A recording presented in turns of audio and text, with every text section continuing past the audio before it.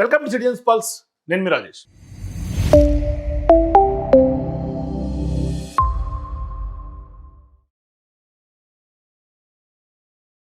హైడ్రా నరకానికి హైకోర్టు చెంపపెట్టు లాంటి తీర్పు ఇచ్చింది. చివరికి గెలిచింది బుల్డోజర్ కాదు, న్యాయమే గెలిచింది అన్నట్టుగా మారింది పరిస్థితి. ఇవాళ వాస్తవానికి పాపం పండింది హైడ్రాది. ఒక ఇంటిని కట్టుకోవడానికి జీవితకాలం పడుతుంది వాస్తవానికి, కానీ కూల్చడానికి ఒకే ఒక్క బుల్డోజర్ చాలు. అది కూడా ఒక్క నోటీసు లేకుండా, ఒక్క వినతి వినకుండా, ఒక అవకాశం ఇవ్వకుండా నిర్దాక్షిణ్యంగా కూల్చేసినటువంటి ఘటన. ఇది సినిమాలో చూపించినటువంటి ఘటన కాదు, అటువంటి సీన్లు కాదు. ఇది తెలంగాణలో వేల కుటుంబాలను అనుభవించినటువంటి నరక యాతన. ఇది నిజం. కానీ నిన్న తెలంగాణ హైకోర్టు చెప్పినటువంటి ఒకే ఒక్క మాట ఆ వేల కుటుంబాల గుండెల్లో మళ్ళీ ఆశలు నింపింది. ఇవాళ కొత్త ఆశలు చిగురించింది. ఇది కేవలం ఒక తీర్పు కాదని, ఇది బుల్డోజర్ పాలనకు రాజ్యాంగం చెప్పిన గొప్ప సమాధానం.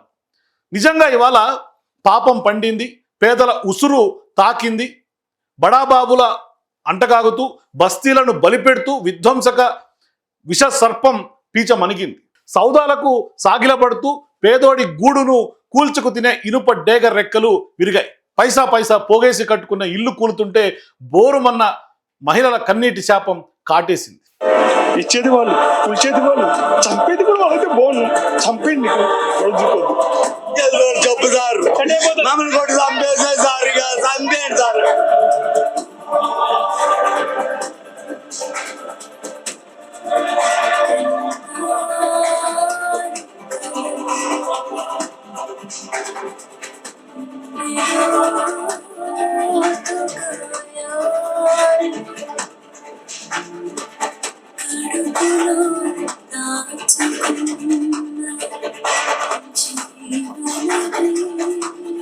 ఇల్లు కూలగొట్టి 3 రోజులు అవుతుంది సార్.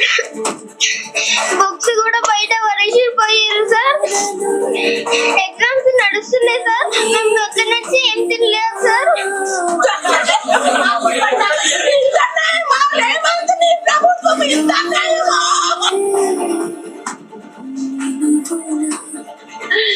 చేస్తారయ్యా మా బాధని. ఉన్నాయి 30 సంవత్సరాల బట్టి నుంచి ఇక్కడ ఉంటున్నాం కదండి. మేము ఎక్కడ వెళ్ళిపోవాలి, ఎక్కడ ఉండాలి చెప్పండి. చిన్న చిన్న పిల్లలు పెట్టుకుని ఉంటున్నాం సార్. బెదిరిస్తున్నారు సార్. మేము ఎక్కడికైనా వెళ్ళిపోవాలి.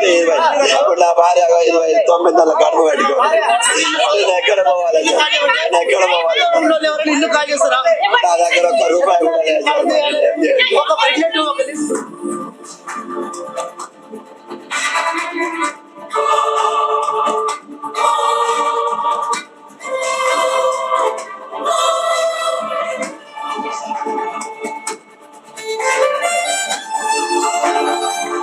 సో నిన్న హైకోర్టు తీర్పుతో రాష్ట్రానికి పట్టిన విశృంఖల విధ్వంసక హైడ్రా పీడ విరగడైందని చెప్పాలి. చేసిన తప్పులు ఆకృత్యాల చరిత్రను మోస్తూ అత్యంత అవమానకరమైన రీతిలో నిష్క్రమించింది హైడ్రా. వాస్తవానికి హైడ్రా ప్రారంభమైనప్పుడు ప్రభుత్వం ఏం చెప్పింది? చెరువులు కాపాడుతామని, నాలాలను రక్షిస్తామని, ఆక్రమణలను తొలగిస్తామని. కానీ వాస్తవానికి ప్రజలు కూడా మొదట మద్దతిస్తూ వచ్చారు. ఎందుకు అంటే ప్రజలకు కూడా అక్రమ నిర్మాణాలు వద్దు అనే అభిప్రాయం ఉండటంతో.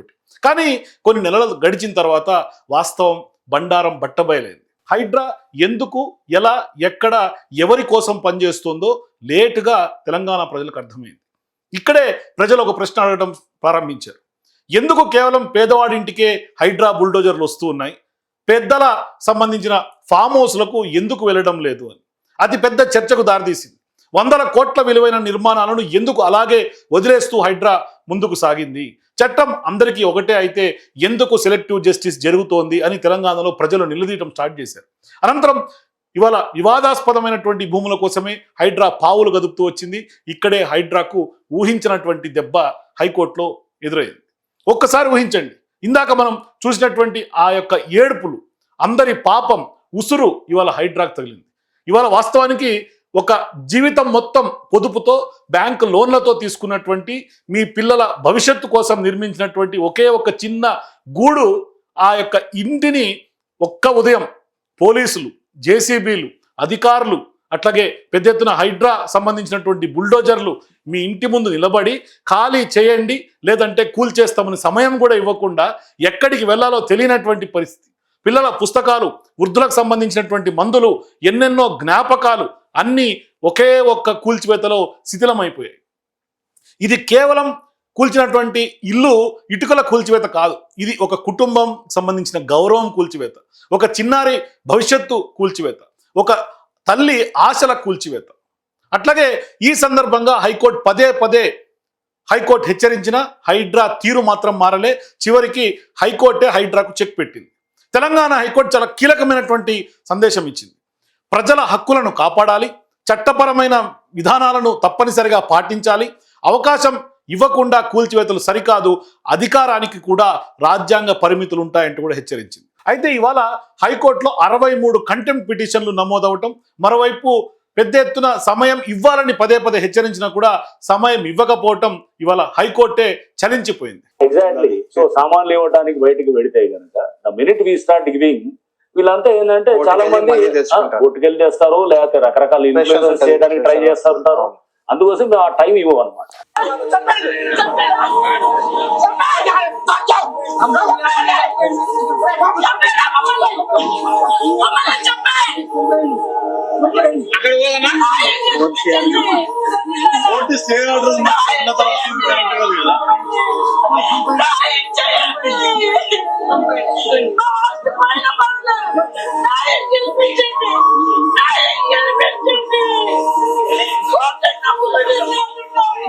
చూసారు కదా, అంటే సమయం ఎందుకు ఇవ్వమో రంగనాథ్ పదే పదే చెప్పుకుంటూ వచ్చాడు.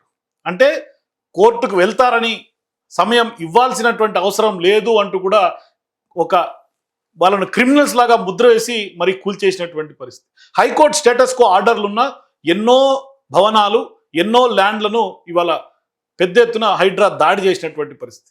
వాళ్ళు జేసీబీలకు అడ్డం పడి ఏడుస్తున్నా కనీసం మానవత్వం లేకుండా కనికరించడం మానేసినటువంటి పరిస్థితి. ఇది తెలంగాణలో ఉన్నటువంటి రాజకీయ అంశం కాదు, ఇది వాస్తవానికి మానవత్వంతో ముడిపడినటువంటి అంశం.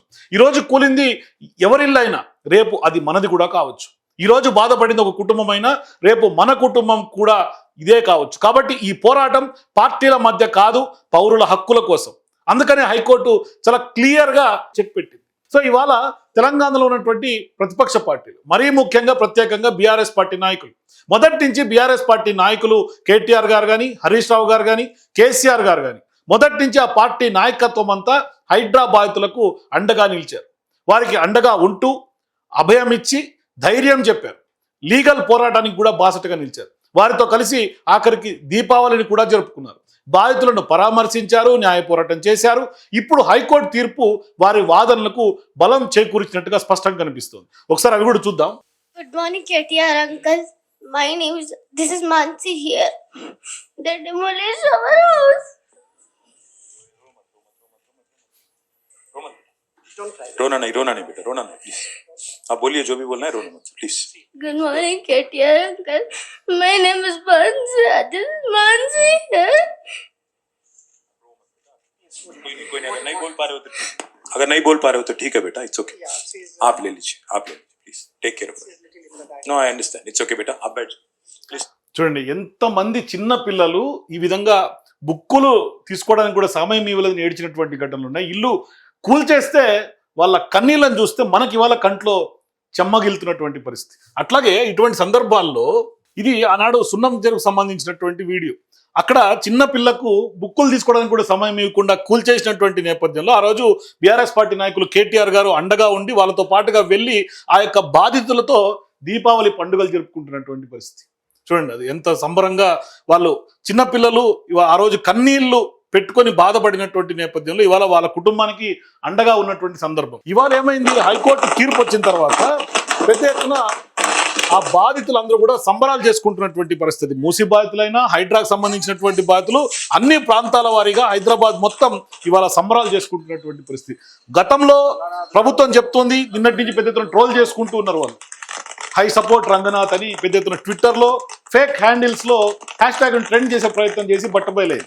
ఇవాళ బాధితులందరూ కూడా సంబరాలు చేసుకుంటున్నటువంటి పరిస్థితి. గతంలో ఏ ప్రజలైతే, హైదరాబాద్ ప్రజలైతే హైడ్రాకు పాలాభిషేకాలు చేశారో కొంతమంది, ఇవాళ వాళ్ళందరూ కూడా ముక్కును వేలేసుకుంటున్నటువంటి పరిస్థితి. ఇవాళ ఆ యొక్క బాధితులందరూ కూడా రోడ్డెక్కి హైకోర్టు తీర్పు తర్వాత సంబరాలు చేసుకున్నారు. అంటే న్యాయం ఇవాళ బాధితుల పక్షాన్ని నిలబడింది. ఇవాళ న్యాయం గెలిచింది ఒక రకంగా చెప్పాలంటే. ఇది చూడండి. తీసుకున్నా నీ బుక్స్? నా బుక్స్ అస్సలు అక్కనే పడిపోయినాయి. అందరి బుక్స్, ఫ్యామిలీ మొత్తం బుక్స్ అక్కనే ఉన్నాయి. అట్లాంటి వాళ్ళతోటి సంబరాల్లో దీపావళి పండుగ చేసుకుని తర్వాత వాళ్ళకి బుక్కులు, బ్యాగులు, వాళ్ళకి సంబంధించినటువంటి అన్నిటికి కూడా బీఆర్ఎస్ పార్టీ నాయకులు అండగా ఉండి ఇవాళ గతంలో రీసెంట్గా కేసీఆర్ గారు కూడా హైడ్రాకి సంబంధించి ఒక పెద్ద స్టేట్మెంట్ చేశారు. అది కూడా ఇవాళ వైరల్గా మారుతోంది. పీకి పడేస్తాం హైడ్రా అని ఆనాడు ఆయన మీటింగ్లో చెప్పాడు. ఒకటి బోడముండ హైడ్రా అని తెచ్చిపెట్టింది. దానికి ఆ హైడ్రాకు ఆ పిసిసి ప్రెసిడెంట్ అంటాడు కానీ కాంగ్రెస్ కమిటీ అధ్యక్షుడు ఆయన నిజామాబాద్లో పోయి చెప్తుండు, హైదరాబాద్లో హైడ్రా, నిజామాబాద్ కూడా తెత్తాం బిడ్డ, నిజామాబాద్లో నిడ్రా, రేపు జగిత్యాలలో కూడా జిడ్రా అంటాడు. ఇక అది ఏం కావాలి? మొత్తం పేదల కొంపలన్నీ కూర్చుడేనా? కేసీఆర్ రాజ్యానికి వచ్చినప్పుడు 3.5 లక్షల మందికి పేదలు ఎక్కడ ఉన్నారో అక్కడనే పట్టాలు ఇచ్చింది. వాళ్ళని ఆగం చేయకుండా పాపం గరీబోళ్ళు 3.5 లక్షల కుటుంబాలకు హైదరాబాదు చుట్టుపక్కల వేరే పట్టణాల్లో కూడా పట్టాలు ఇచ్చిన వాళ్ళని బతకనిచ్చింది. ఇలా ఏం కూరగొట్టుడు? అది పుస్తకాలు కూడా తీసుకుని కూరగాయలు చదువుకునేవి అంతే గిరితమా? నేను ఒక్కటే మాట మనం చేస్తా ఉన్నా, గ్యారంటీగా బీఆర్ఎస్ గవర్నమెంట్ వచ్చేది ఖాయం. మొట్టమొదటి రోజుల్నే ఈ హైడ్రాని ఎత్తి అవతల వరిస్తామని చెప్పి నేను మనం చేస్తా ఉన్నా. హైడ్రా ప్రతాపం అంతా పేదల మీదనా, పెద్దవాళ్ళ మీద కోరా?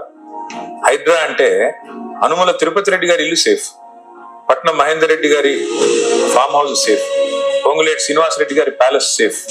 కానీ పేదలు మాత్రం వాళ్ళ గూళ్ళ మీద మాత్రం, వాళ్ళ కడుపుల మీద మాత్రం కొడతారు. ఇదేం హైడ్రా? ఎవరి కోసం హైడ్రా? భయభ్రాంతులు గురి చేసి, బ్లాక్మెయిల్ చేసి, బిల్డర్ల దగ్గర డబ్బులు దొబ్బడాక నేను అడిగేది. ఇంత నికృష్టమైన పని నాకు తెలిసి ఏ ముఖ్యమంత్రి చేయలేదు.